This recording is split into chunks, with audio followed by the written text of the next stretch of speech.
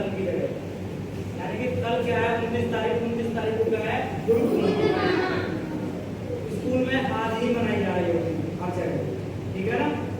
तो इसलिए हम आपको गुरु के बारे में थोड़ा बताएंगे कि गुरु क्या है और गुरु से क्या प्रेरणा लेनी चाहिए हमको, और अच्छे शिक्षक का क्या कर्तव्य होता है अपने गुरु के प्रति, ये आपको आज बताएंगे।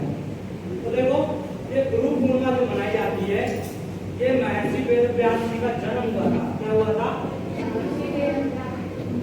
जो जिन्होंने वो लिखा था महाभारत लिखा था,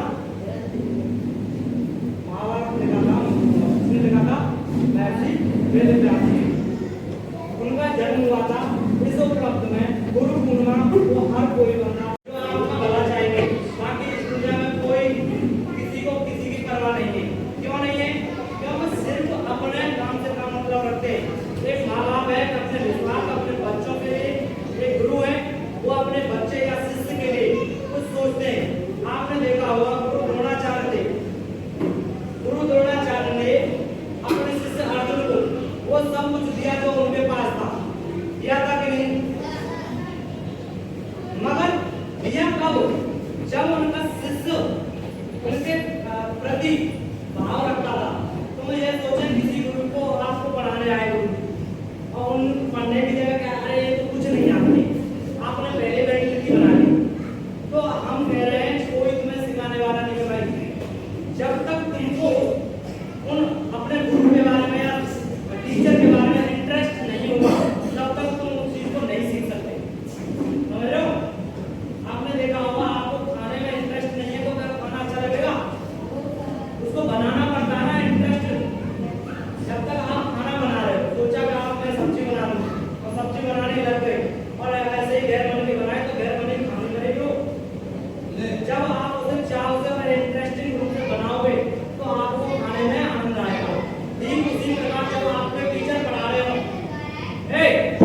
जब आपके टीचर पढ़ा रहे हो तो सिर्फ और सिर्फ वहां ध्यान रहना चाहिए आपका, ना कि इधर उधर। हम पढ़ा रहे हैं कुछ और आप देख रहे हो उधर, बाद में बोले सर क्या बोला आपने, तो निकल गया ना। ये होता है लक्ष्य की ओर। शिष्य को भी ध्यान देना चाहिए कि हमारे गुरु हमको जो हमारे काम की चीज पढ़ा रहे हैं या दिखा रहे हैं या समझा रहे हैं उसके बारे में, उसको हमें ध्यान से और पूरे पूरे मन से देखना चाहिए, ठीक है ना। और एक और शिष्य का यह कर्तव्य होता है गुरु पूर्णिमा के दिन अपने गुरु की जो बातें अच्छी लगती हैं, जिससे आपको इंस्पिरेशन मिलता हो, जो आपको लगा कि मुझे इससे बहुत बेनिफिट हुआ है, उस चीज को ध्यान में रखते हुए अपने गुरु का ध्यान करना चाहिए और गुरु को प्रणाम करना चाहिए। कि तुमने देखा होगा गुरु कभी आपको चोरी करना सिखाएगा नहीं, गुरु ना ही आपको कभी गलत काम के लिए सिखाएंगे, ना आपको गाली देना सिखाएंगे। बताओ कोई ऐसा गुरु है कि आपको गाली देना सिखाए? कोई बताइए। कि या कोई ऐसे गुरु है कि आपको चोरी करना सिखाते हैं? क्यों?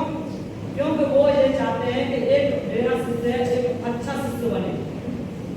आपने देखा होगा गुरु से आगे चले जाते हैं शिष्य, क्यों चले जाते हैं? उनकी मेहनत और लगन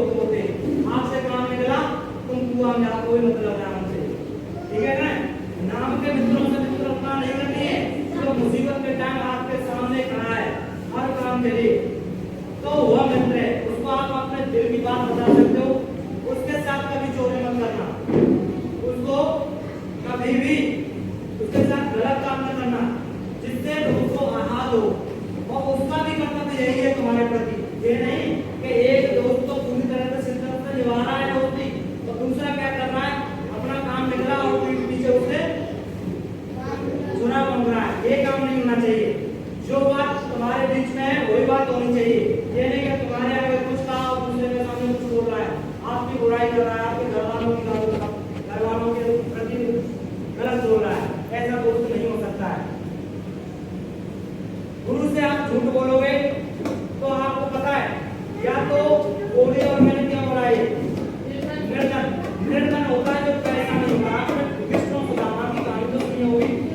सुनिए, जब कृष्ण भगवान और सुदामा दोनों अच्छे मित्र थे, मगर सुदामा क्या थे, गरीब थे। गरीब चलते उनके अंदर एक लालच पैदा हो गया।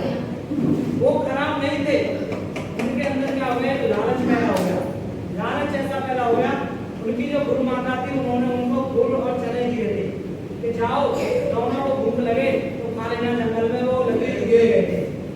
जब लकड़ी लेने गए थे तो उनको वहाँ बारिश और ठंड काफी पड़ रही थी, तो उनको भूख भी लगने लगी। तो सुदामा जी ने क्या कहा, तुम्हारे क्या, अगर इसको बांटता हूँ मैं इन चनों को तो मैं भूखा रह जाऊंगा, और अकेला खा लेता हूँ तो शायद पेट मेरा भर जाए। ये सोचकर उन्होंने क्या किया, चना खाने लगे। भगवान कृष्ण को पता चल गया कि मित्र तुम कुछ खा रहे हो। बोले नहीं भाई, मैं कुछ नहीं खा रहा हूँ, ठंड लगने के कारण दस्तरी चल रही है, इस वजह से मेरे दांत कटकट आ रहे हैं। ऐसे ही कहते हैं ना, मेरे दांत कटकट आ रहे हैं। तो भगवान जब कुछ नहीं कहते, भगवान कहते हैं कि जा तू ऐसा ही रहेगा। ऐसा बोल दिया भगवान थे तो उनको क्या मिले, उनके दरिद्रता। तुमने देखा होगा सुदामा जी ने कितनी दरिद्रता होगी थी। जब उनका समय काल पूरा हो गया तो भगवान कृष्ण ने उन्हें उतना धन संपत्ति अचल संपत्ति दी थी जिससे वो फिर से धनवान हो गए थे। ठीक उसी प्रकार कभी कभी हमारे दिल की बातें किसी को लग जाती हैं। तुमने बोला ना कि जा तो जाके एक्सीडेंट हो जाएगा, है तो ऐसे होता है ना, ये तो काली जाने वाला तो जाती उसका एक्सीडेंट हो जाता है। कभी कभी अनजाने में किसी को ऐसी गाली भी मत देना जिससे कि उसका ज्यादा ही बुरा हो जाए, ठीक है ना। तो इस वजह से कहते हैं गुरु से कपट मित्र से चोरी। तो भाई गुरु से और मित्र से कभी भी कोई बात नहीं छुपानी चाहिए। आपके अंदर कोई भी कमजोरी है उसे खोल के बताइए, गुरु आपका उसका समाधान जरूर करेंगे। और ये आपको पता चल गया गुरु पूर्णिमा क्यों मनाई जाती है। महर्षि वेदव्यास का जन्म हुआ था इस उपलक्ष्य में। वो सबसे पहले गुरु भी माने जाते थे विश्व भर में। वो सबसे पहले गुरु भी माने जाते थे। वे वेदों के और उनके उपरांत वो उन्होंने जो लिखा था, सबसे बड़ा ग्रंथ लिखा था, कौन सा लिखा था आपने, महाभारत जो लिखा था। इस वजह से उनको गुरु माना गया है। उनको पहले बात सोचनी, उनको ये भी पता था ऐसे महाभारत होगा, ऐसे वो करेंगे, ऐसे ये होगा। उनको उससे पहले की बातें पता थी। आप ये सोचेंगे कि वेदव्यास जी तो एक जगह बैठे हुए थे और उन्होंने महाभारत कैसे लिख दिया है, समझ रहे हो नहीं? तो आपने सोचा होगा। और आप अपने गुरु के प्रति भाई अच्छी इच्छा रखें, न कि ऐसी के मन में कुछ है और गुरु को अंदर ही अंदर गाली देते रहते हैं। बहुत बच्चे सोचता हूँ मैं कि आपका गुरु आपको पढ़ाना है, वो पढ़ाते प्रति आप गलती करें तो उसे सुधारने के लिए स्ट्रिक्ट भी करते हैं, आपको पनिश करते हैं नहीं। और तो आपको ये लगता है कि ये तो टीचर बहुत बुरा है।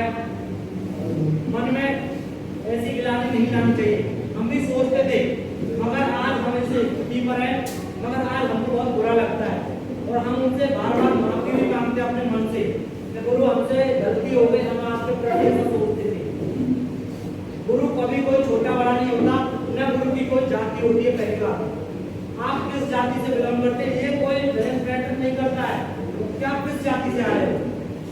आपका अच्छा भला सोचने वाला वो गुरु है, दूसरे आपके माँ बाप है, बाकी तीसरा कोई नहीं सोच सकता आपके बारे में। और तो जो आपके रिश्तेदार भी आपके बारे में अच्छा नहीं सोचेंगे। जब आपके पास पैसा है, सब कुछ है, तो तुम्हारे पास आएंगे। जब तुम्हारे पास मुसीबत में आ गए ना, 2 लाख रुपए की जरूरत है, उसका लड़का उसको आती है, तो वो ये पूछेंगे कि भाई कहीं ऐसा ना हमारे नंबर आ जाए तो पैसा मांग लग जाए।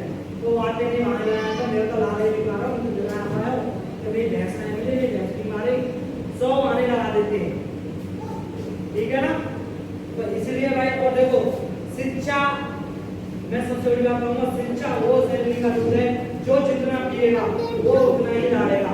इसका मतलब ये नहीं शिक्षा दूध हो, बात को समझो। शिक्षा जो जितना ज्यादा पढ़ता है, जो ज्यादा पढ़ता है, आज उसी की वैल्यूएशन है, ठीक है ना। आपने कोई अनपढ़ व्यक्ति को देखा है, कोई अच्छा बड़े तत्व है IAS PCS बनते देखा है, या कोई मंत्री बनते हुए देखा है? क्यों भाई नहीं देखा ना। जो पढ़ता है वही आगे बढ़ता है, क्या समझे? जो पढ़ता है वही आगे बढ़ता है।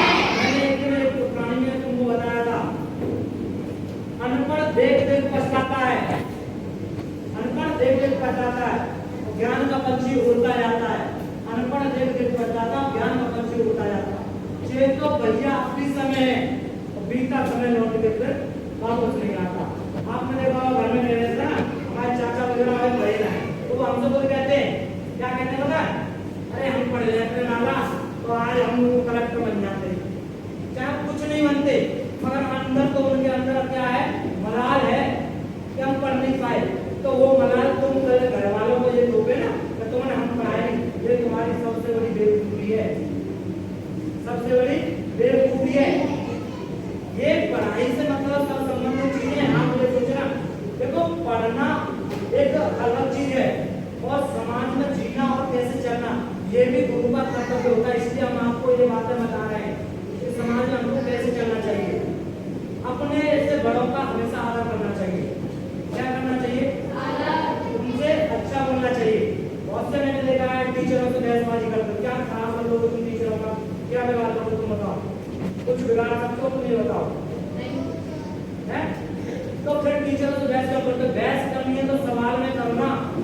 टीचर की भी पावर पता चल जाएगा कितनी पानी में चलेगा कि नहीं। टीचर के अंदर का जितना भी है सब पता चल जाएगा। हम तुमसे बार बार बोलते हैं, मैं बोलती है कि सवाल पूछो, कोई भी क्वेश्चन पूछो, पूछेंगे तो जब ना, जब तुम कुछ एक सवाल याद करके आए हो घर से, जब तुमने उस पर काम किया हो। बताइए, हम राइटिंग के लिए बोल रहे हैं काफी टाइम से, मैं जितने भी स्कूलों में पढ़ाता है सब में यही परेशानी है। राइटिंग ऐसे उन पर ये नहीं सोचते हैं कि राइटिंग के भी नंबर मिलते हैं। जब हाई स्कूल के आप पेपर लिखोगे ना तो आपको नंबर अच्छे हों। मैं बता रहा हूँ, मेरा राइटिंग इतना रफ्ती था बहुत ज्यादा, और मैंने हाई स्कूल में इंटरनेट और PSC के पेपर में अपने साथ के लड़कों से 2-4 की कमेंट लिखी थी, और जबकि उनके नंबर ज्यादा आए हैं उससे मेरे नंबर कम आए। क्यों? मेरा राइटिंग अच्छा नहीं था इसलिए, उनके राइटिंग अच्छे थे, पर उन्होंने मेरे में से भी लिखा और मैंने उनकी कॉपी भी करवाई, उनके मेरे से ज्यादा नंबर। सोचो, मैं अपने खुद के ऊपर बोलता हूँ, मैं किसी दूसरों को देख के नहीं बोलता हूँ। मेरा राइटिंग खुद कराता, मैं ये नहीं चाहता मेरा राइटिंग खराब हो तो तुम्हारा हो। तुम्हारे माँ बाप ये नहीं चाहते कि हम नहीं पढ़े तो हमारे बच्चे नहीं पढ़ेंगे, क्यों भाई? और एक बात बताऊँ, तुम्हारे घर में चाहे रहने के लिए घर ना हो, चाहे तुम्हारे पास खेत ना हो, चाहे पहनने के लिए कपड़े ना हो, आप अगर कैसे भी करके पढ़ गए और नौकरी लग गई तो वो सब चीज होगी तुम्हारे पास जो तुम चाहते हो। समझ रहे हो? वो हर चीज मिलेगी जो तुम्हारे पास है। तुम सपना देखते हो ना, जिसके पास तो जैसी है, उसका अच्छा मकान बना हुआ है, इसके घर में कूलर है, इसके घर में टीवी है। आज तो मैं जानता हूँ कितना भी बड़े हो उसके घर में टीवी और मोबाइल है। जब हम तुम्हारी उम्र के थे, ज्यादा पुरानी बात नहीं बता रहा हूँ, ये सबसे पूछ लेना, ये 2012 से पहले कुछ नहीं था। टीवी ये मोबाइल कुछ नहीं थे भाई। मोबाइल थे, छोटे मोबाइल थे, ब्लैक एंड व्हाइट टीवी थी, और गिने चुने लोगों के यहाँ टीवी मिलती थी। हम देखते थे उनके जंगलों में जाके, तो उनके घर में कोई ऐसा ही ना तो शैतान होता था, अरे ये यहाँ टीवी देख रहा बजा देते, अलग नहीं कह रहा हूँ, बहाने देते यहाँ टीवी देख रहा था, टीवी मंगा जाए तो बड़ा बुरा लगता था। इसलिए आप कह भाई ये सवाल रहे तुम्हारे मन में, इसलिए शिद्दत से पढ़ो। मैं यही कहूँगा, अपने से बड़ों का मान सम्मान करो, बढ़िया तरह से रहो, अपने माता पिता का पैर छूटे। सबसे पहले तो अपने माता पिता ही गुरु है। माँ ही एक ऐसी है, आप चोरी करके आओगे और माँ ने ये कहता शाबाश बेटा, तो आप चोर बन जाओगे। तो आपकी माँ ने तभी आपको 4-5 तमाचे कर दिए तो आप कभी भी चोरी की सोचोगे नहीं, बाकी आप कुछ बन जाएंगे। ठीक है, धन्यवाद।